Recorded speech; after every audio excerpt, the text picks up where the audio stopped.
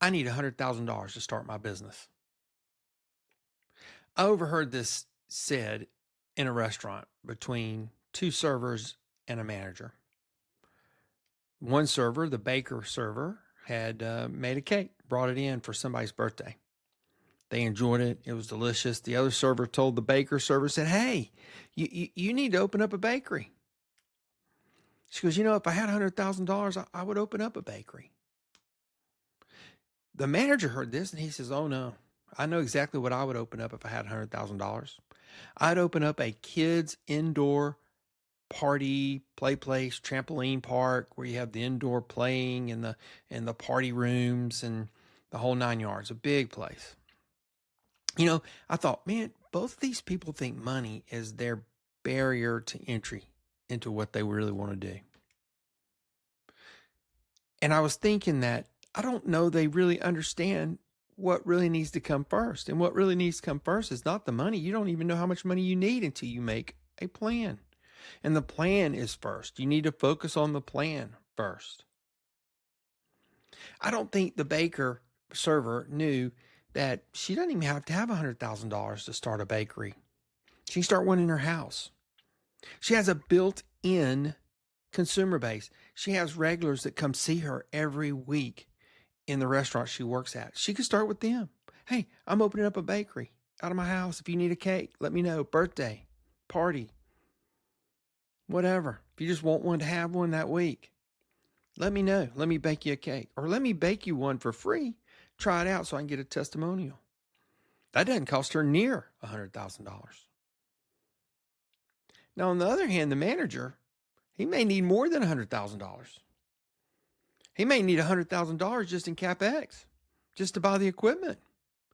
Not to mention the electricity it is to air condition one of those things, the liability insurance if somebody gets hurt, the security so that nobody comes in or out that you don't know about with or without a child.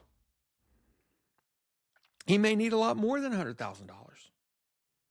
But that's where Firewatch Business Lab comes involved, right? That's where we are. We help people make decisions, smart decisions on when to start or buy a business. We've done it in the past. Just recently helped a guy looking at a franchise to buy a franchise that is very popular on the West Coast. And it just didn't make sense here just because of the sales. He couldn't charge enough in the Southeast where we are to make the numbers work. He passed on that franchise. Of course he did. It was a smart decision.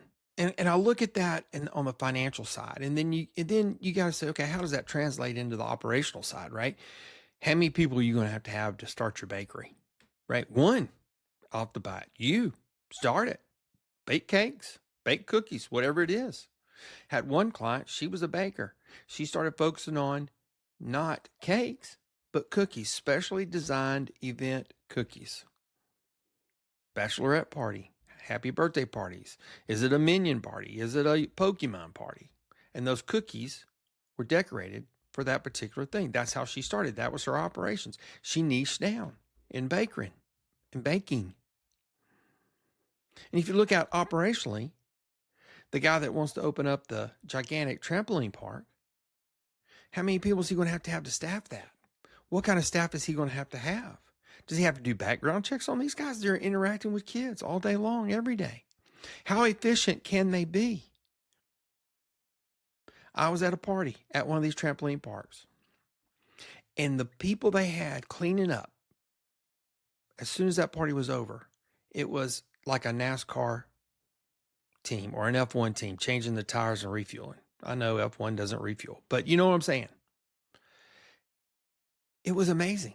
They had that thing cleaned and ready to go in a matter of minutes for the next party to come in. And the parties were staggered so that it felt like when one room would come empty, it'd be cleaned and it would be filled, and he would already be on the next room.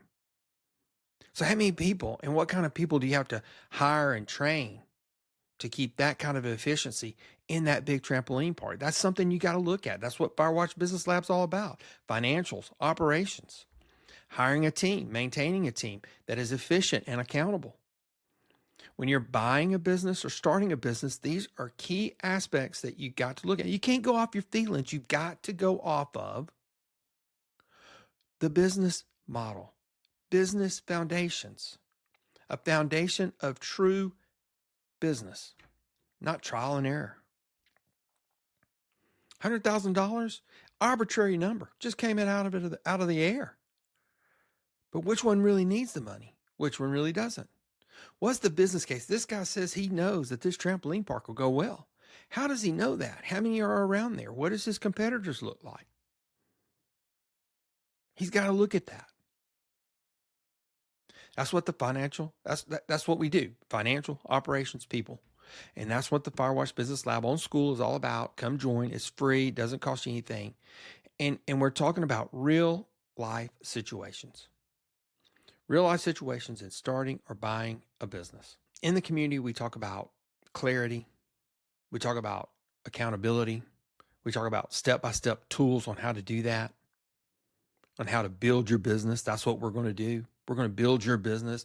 We're going to find that business or start that business that you really want with real goals, with a real plan. $100,000. If you had $100,000, what business are you starting? Where are you starting? I'll tell you, you start in the Firewatch Business Lab. It's on SKOOL. Go look it up. Links in the description. Come join us there. We'd love to have you, and we'll start building a real life and a real business for you. All right, guys. Thanks so much. I'll see you on the next one.